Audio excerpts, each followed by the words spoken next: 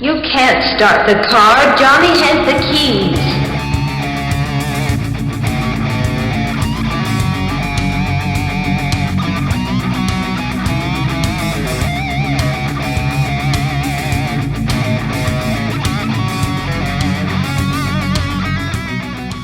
Guess what I'm watching? What you watching?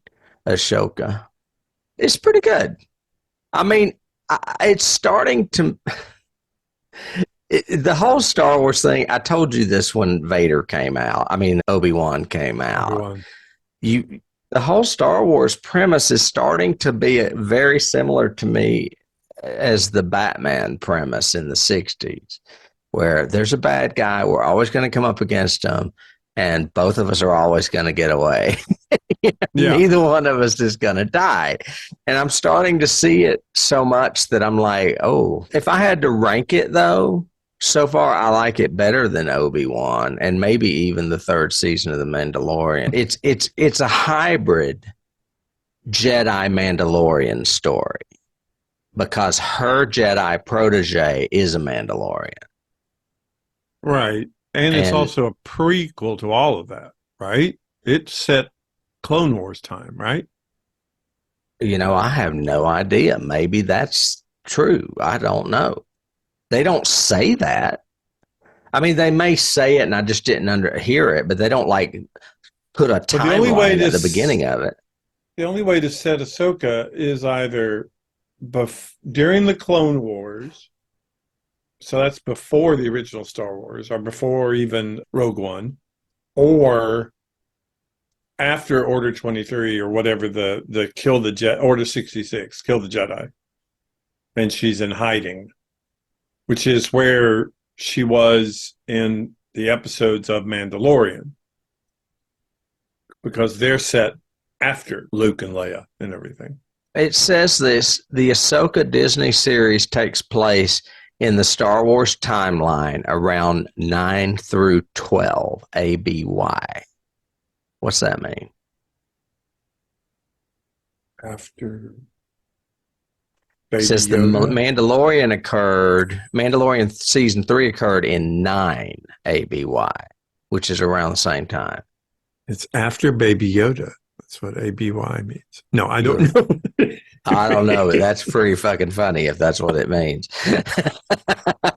Because does that mean that Yoda is like the Christ figure of the series? That's it. I don't know what ABY means, but I don't either. 9 through 12, though, would that be the movies? I'm assuming that's the movies, but no, because there have only been 9.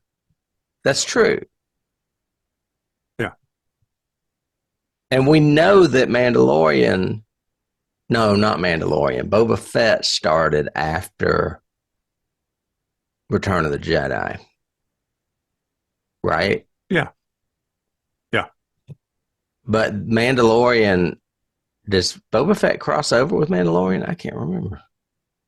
Yes, remember it becomes Mandalorian 2.0 at the end of it. So Mandalorian is set before these last 3 Star Wars movies too.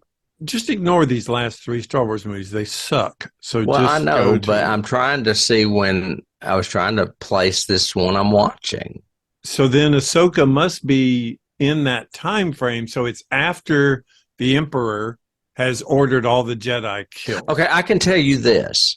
The Emperor has been defeated, and the rebel. This is very much like, was it Andor? I can't remember. Where they're like reconstructing, and there are like Imperial spies and stuff because the Rebel Alliance is in charge.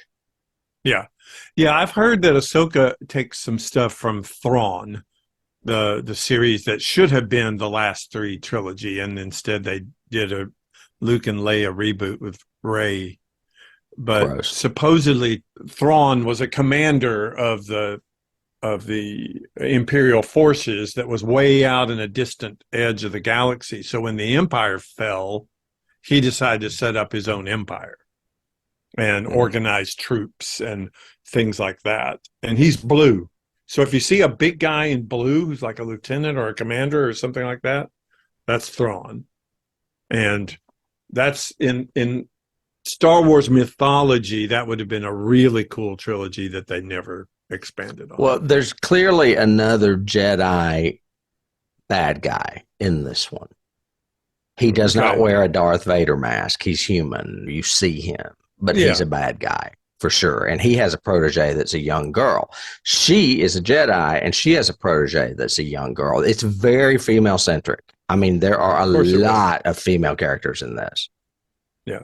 I would say it's female dominated, actually. The Panderverse, as South well, Park says. I mean, it's just, I don't know. They've just, the only male that I can recall, other than the droid, maybe, is that bad guy.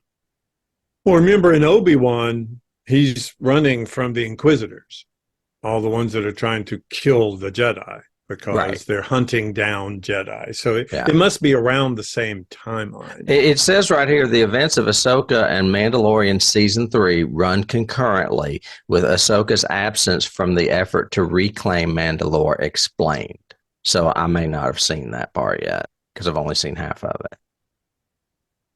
And I'm wondering if they'll have flashbacks, because I know frickin' Anakin's in it. So in Ahsoka? Yeah. So well, she does mention that her master was Anakin. She knew him. Yeah, he was her. She was his Padawan in the Clone Wars. Right. Yeah. She mentions that, but I can't. They don't. We haven't seen him at all. Oh, you will.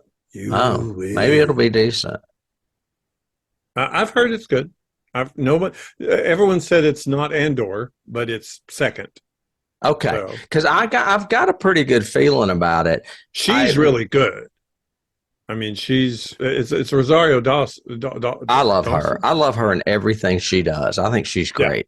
Yeah. She's always been good. But when I decided I was going to watch the latest 2 Marvel series and Ahsoka, I went to Rotten Tomatoes just to see where they fell, and Secret Invasion was way low. But both Ahsoka and Loki were high. So I was like, okay, that makes sense, because, like I said, that shit was Secret Invasion and the 3 major character deaths at the end of every episode. I was thinking about that in the shower this morning. You only have 6 episodes, and you're going to end 3 of them, half of them, with a death? It's just so contrived is the word I'm looking for. It's just stupid. Anyway, that's what I've been doing. I've been watching Ahsoka, and so far it's pretty good. Ooh, we rambled. I'll be editing the fuck out of that. Barbara and I have been watching Young Sheldon, because she really likes that series. So we've been kind of doing that and not edge into that. Yeah, but after 5 freaking years. Yeah. Well, from what I understand, Sheldon's not young anymore. Right. Kind of hard not Jim Parsons either. But he's really good, and Parsons still narrates it all, so it works really well. It's clever, it's well written, and I like the characterizations in it. Some of the actors are really strong with their counterparts. Like the young Sheldon does remind you of Jim Parsons. The mom is the daughter of Lori, what's her name, who played the mom on the series. So it's same inflections, similar stuff. It's really interesting to see how they're incorporating it. We've been watching The Great Christmas Light Fight. The Great Christmas Light Fight. Well, yeah, I don't think the new season's on yet, but we've been watching old seasons of it. Like 5 or 6 weeks prior to Christmas, Carter Osterhaus from that old show, what was it called? The one where they would swap houses and decorate a room. Trading Spaces. He was one of the carpenters on Trading Spaces. He's got a great personality. And then this woman that reminds me of like a cross between Mariah Carey and Paula Abdul is the other host. And they go to different places in all over the United States where people enter this contest to have the most elaborate Christmas light display. And I mean, it's mind-boggling, some of the shit you see. We saw one last night that had 4 million lights. And it was so bright, it hurt my eyes looking at it on television. I remember the couple of years ago, the one that ran all in my lighting design and tech groups was a lighting designer from California who did his house, but he used like industrial lights. So they had these great, it wasn't the number of lights, it was the fact they had all these great big movers with beams and all kinds of gobos and stuff he could do. So much so that he got shut down because he was too close to the local airport. Oh, wow. Yeah, I can understand that. And his lights were too bright. Well, and some of these people are reported as having been seen from the air. Yeah. But all coordinated to music. And some people do that. That to me is my least favorite because that's just very computerized and rigged. I like seeing the lights and the nostalgic stuff. One person had like 1,000 antique blow molds or whatever. It was crazy. And he had them all lined up on the roof. Wow. But I mean, some of the stuff, it's insane. It is literally insane. If you go on and watch it, some people are insane with it. Oh, yeah. Yeah. I'm like, Dennis and I are like, where do they store it? Do they take it down? Oh, sure they do, but they probably have 2 storage units full of boxes and stuff. I would say it would be more than 2 with some of them. What's that line from Christmas Vacation where he goes, he's got that big ball and he goes, there's a knot here, Russ. You work on that. Nah. Just a giant ball of cable and lights.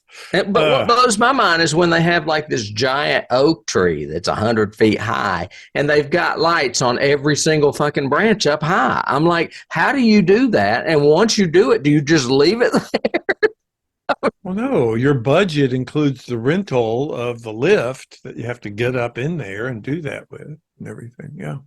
Oh my God, that's insane. And when one bulb goes out, the whole strand goes. So no, they fixed that. That doesn't happen anymore. Oh, it does happen on older lights. It does on older ones. Yes, I still have some of those. I do too. That's what I'm saying. Yeah. And everything now is LED, LED, LED, LED. So, yeah. Which is fine if you like that cool look. LED's not warm, though, no matter how much they try. Sometimes they're getting better at it. They have to put thick plastic on them. Well, yeah, if they put a thing over it, it's almost like putting a gel on a light. Yes, they can achieve it. But yeah, I can't handle the plain white ones. They're horrible. Yeah, it's like because they tend to go more toward a blue-green sort of tint to them, a very cold. And they're very bright. Dennis, we just had our house painted, and Dennis replaced the spots with these lights that when you turn on our spotlights now, it is like the sun. It is so bright. Like, I mean, it literally comes in the windows and casts shadows. It's that bright.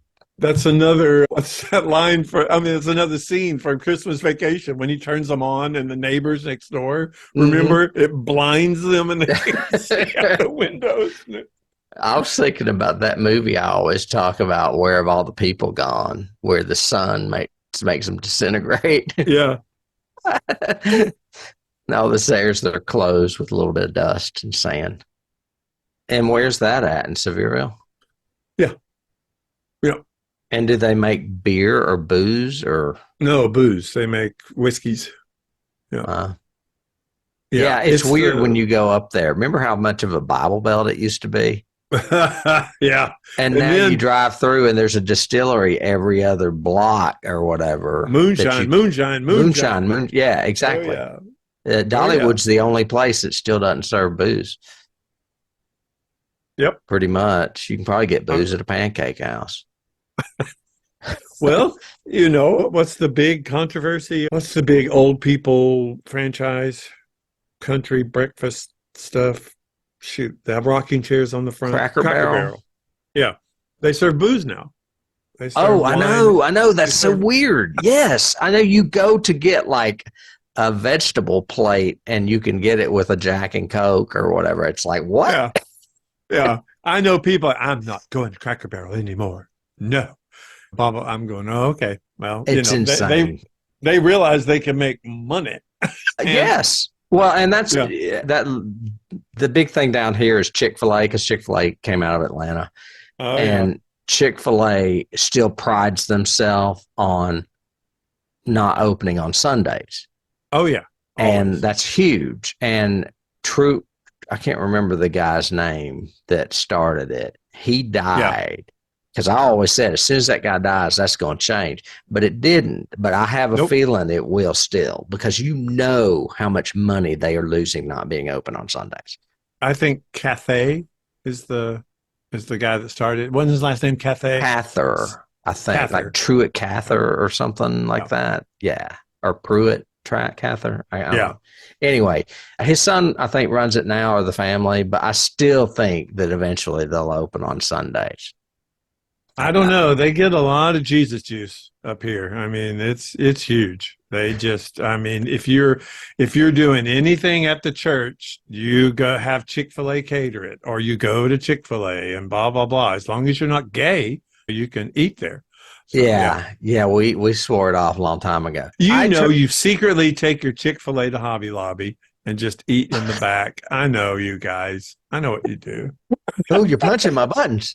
No, but first of all, Chick-fil-A is really, really good. They have the best chicken biscuit there is. Dennis and that's because it's made with Jesus juice. I keep telling you. Especially Dennis, because I don't really work out in the world anymore. But Dennis goes to events that are often catered by Chick-fil-A. And he's like, I can eat that Chick-fil-A because I didn't pay for it. It's already there. Right. I am not helping the business at all. I am merely consuming it. I'm just keeping it from being wasted. Yeah. I don't want it in the landfill. And then I'm like, yes, you can, bitch. Bring some home.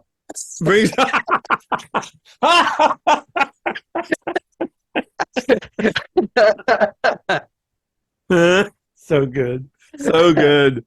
I try to explain. Of course, Dennis doesn't care because he doesn't drink. But I try to explain things about like living in Tennessee when it was a dry county, and like a couple of things, like you could only go to Angelo's and you had to be a member of Angelo's because it had to be a private club or they couldn't serve it. So it was Angelo's, the country club, and that was it. Is it?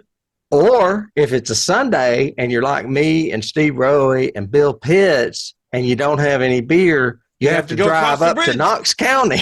Yeah. 40 minutes away to get beer on a Sunday. Yep. Now that's all changed, of course. Yeah. So, yeah. Is Helma's still there? Oh, no. Helma's was gone. But I remember the controversy when Gatlinburg had that one restaurant and they got a beer permit, started selling beer and a bar.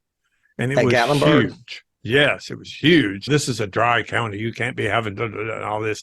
And as soon as that happened, they started turning a profit. Suddenly now you get so-and-so's restaurant opens and Ronnie Millsap's opens and all these restaurants start coming and they all serve booze. That's the point. And Sevierville then kept saying, no, it'll never be in Sevier County. That's for sure. You can have it up there in Gatlinburg all you want, but you won't be having it down here, blah, blah, blah. And then somebody broke ground on it and then boom. Everybody, Moonshine Distillery. Oh, yeah. We eat at a restaurant in Sevierville. I told you need to go to that Seasons 101. They have all kinds of craft beer there. Yeah, well, I don't craft beer, but I know, but it's a bar too. Yeah. Yeah. It's crazy, the change, and it's all profit motive. I mean, when I was in Cracker Barrel, the way I found out about Cracker Barrel was I actually stopped there like a month or 2 months ago. I was traveling somewhere. I can't remember. Anyway. It's been about a year or two, though. It's been a while since they've had it. Yeah, went to Cracker Barrel and suddenly saw you can get wine and beer. And I was going, what the hell? Of course, it's not really the kind of food you drink with. No. And I was going, aren't most of the people who come here either A, they're elderly, or they're traveling, and you're going to serve them booze and then put them back out on the road? On the road, right. Seems to be against your brand statement. I don't know, but Grandpa needs his moonshine, I guess. So when do you think fast food places will do it? It'll be interesting to see if they ever break the model in a fast food that actually has like a craft beer that's sealed so that they can serve it to you at the drive-thru. That's crazy. Yeah, it would be interesting. You can get a White Russian milkshake at Arby's. Eggnog. at Christmas. Once a year. Drink all you can once a year. Mm-hmm. Shamrock shake. You've never had this shamrock shake. It's got creme de menthe in it. Tell you, I was started to tell you a little bit about that Stephen King book yesterday. Oh, yeah.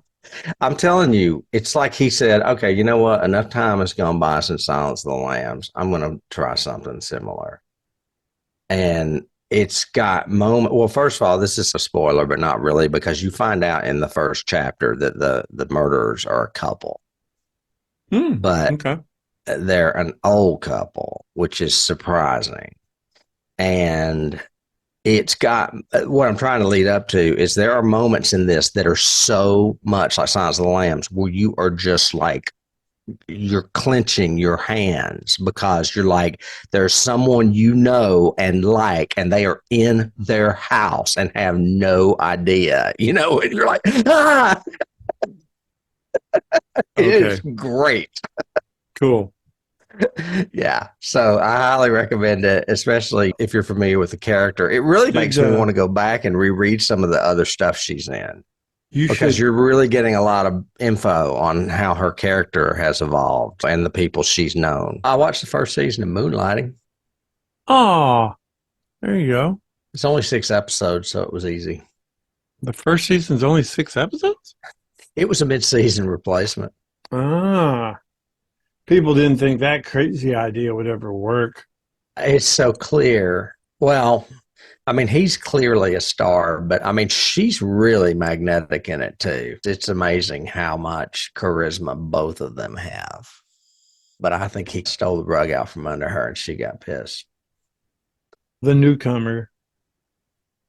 She already had, what was it? What's the Bogdanovich movie? Last Picture Show, yeah.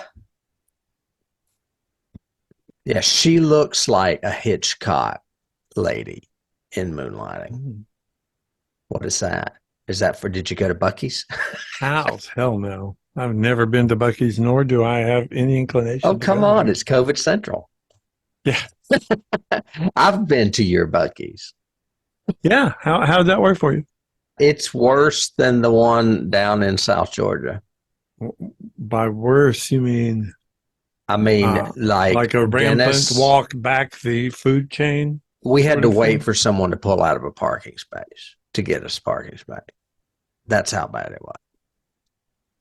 Yeah. Okay. And I can't remember what we ran in and got. Dennis wanted beef jerky. He's on a beef jerky kick. And I always get their roasted almonds. Oh, I watched all of Creepshow. I've seen all 4 seasons now. And it's hit and miss. A lot of times I don't like it, but then they'll do an episode that's like really great. And I'm like, wow, this must be what you feel like when you're watching Black Mirror. Yeah. 1 out of 6. Yay. Great. Well, and that's kind of, well, it's not 1 out of 6, but it's, I mean, because there's 2 stories per episode, but I would say it's probably 3 or 4 out of 10 or 12. The thing that's cool and not cool about it is that Greg has all these in-jokes. Sometimes it's very cool, and sometimes it's like, this is a little bit indulgent. But like he has had, I told you he did that episode where they go into the movie Terror Express or whatever that Christopher Lee movie is. Yeah. Like that was a great episode. And this season they had one called George Romero in 3D. And it ends up being a zombie thing. But what basically it's because these people are using the offices that used to belong to Image 10, and they find this box under the stairs, very much like the crate. There's all these homages to past things that blow me away sometimes. I'm like, oh, that shot's from this movie, or that plot is from this movie. Right. And so if you're in the know, you can name it. But the George Romero one's good, but it's nowhere near as good as the one they did last season. They did one last season called, I can't remember the name of it, Night of the Living Dead Girl or something. But basically what it is it's another story in the Night of the Living Dead universe, and it's in black and white. And they use all the same news footage in the background, but it's a totally different story. Interesting. Yeah, see, that's what I mean. Sometimes it's like genius, and then other times I'm like, really? This is dumb. But I mean, Creepshow is supposed to be dumb in some ways, I guess. Some of those stories were, I guess. Yeah, I mean, EC comic-y. Yeah, of course. I mean, the Stephen King one would be the dumb one of the movie. Yeah, Crandall or whatever. Yeah. Meteor shit, whatever that. Yeah. Jordy Verrill. But Jordy Verrill, some of these, I'm just like, oh, I don't know. The plot has holes in it. At least needs to make sense. Yeah. So anyway, I was going to cover it as a genre thing, and then I was like, I'm not even going to bother. I've got plenty of movies to choose from. So yeah. What have you been watching? I've tried to watch, I mean, not tried. I have watched the first, I guess, 4 episodes of Loki, the new season. Oh, okay. Which, so far, it hasn't tied into anything else. It's just been very centric to Loki, which is good. So I haven't felt like, oh, I didn't watch Wakanda Forever. Oh, I didn't watch Miss Marvel. Oh, I didn't watch She-Hulk. But it's just fulfilling my negative prophecy about this phase of Marvel, because it's like, there's no stakes. They kill off characters, and I go, am I supposed to feel something for this? Because 2 episodes later, that character is back. But it's a variant of that character from a different multiverse, universal branch or whatever. And I'm like, okay. And so I can't deal with this multiverse stuff. Well, it's been around since the 1900s, right? Or the 1800s, actually. Sure. The word came around a long time ago. Well, yeah. And science fiction popularized it in the 60s. In what way? Just other worlds, parallel worlds. But usually in those stories, you only think there's one, and you're thrust into it and have to now adapt to it. Think Army of Darkness. He goes into this Spanish weird medieval world, but he has to adapt to it and figure out how to do it. That's the story. But we don't think, oh, he's going to jump through another portal and be in a different but what if Alan apocalypse. Sandweiss had guest starred in that movie as a reincarnation of his sister or an ancestor? Right. Yeah. Well, I don't mind having that kind of referential stuff. It's when you multi-populate it, which means like we've said before, then there's no stakes to it because it doesn't really matter. You shouldn't be invested in this. It's like part of Loki is they're invested in all these branches, and they're saying we can't just prune these branches because it'll kill millions of people. And I'm like, millions of alternate people? It doesn't matter. You still have one big prime timeline where all those people are in it. And you still have several thousand branches where those people still continue their lives. Who cares if a few branches get pruned? Big damn deal. It's human lives. It's human lives. Human suffering. Human suffering. Yes. No. Elaine Dolores. She could not say the word human. And I watched Haunting in Venice. We almost watched that. We considered it. Kenneth Branagh, Hercule Poirot. It's supposed to be a horror movie. It's not a horror movie. It does have some pretty good jump scares. They were billing it that way. It's a good Halloween kind of mystery, but it's very Agatha. It's very well directed as far as just his shot structure and everything. And obviously he filmed it in Venice. I mean, it very much loves Venice, the city, the architecture, the art, everything is really cool. And the cast is diverse and large, lots of good people in it. Playing straight people, like Tina Fey she's dramatic. She has a couple of funny lines, but she's not funny in it. That's funny that you're playing straight people, because in the old versions, it was gay people playing straight people. I mean, all those old Agatha Christie's like had tons of like gay people in them, like Rock Hudson and all these others. Like, yeah.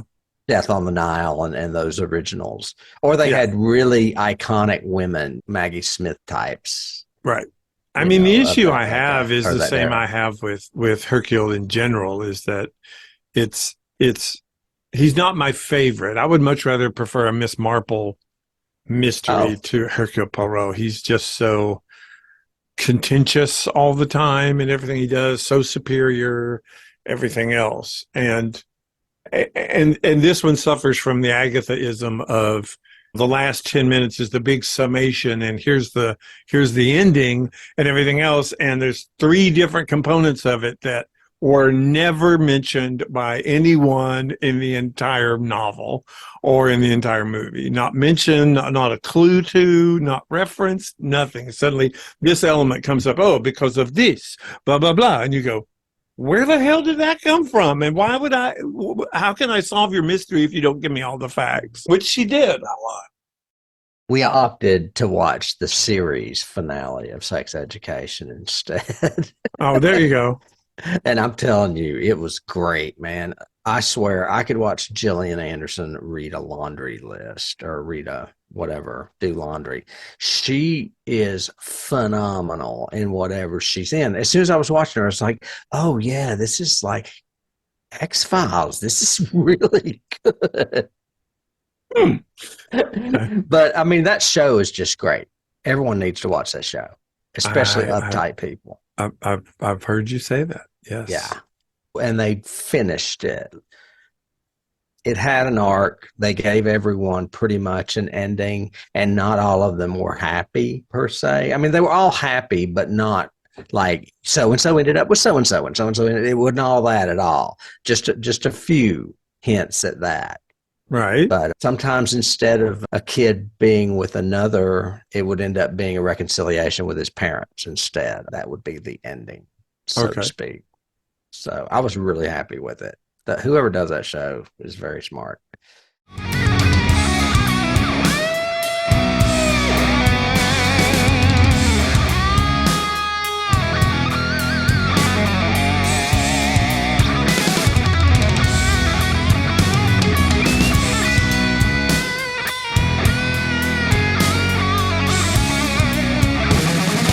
can't start the car. Johnny has the keys.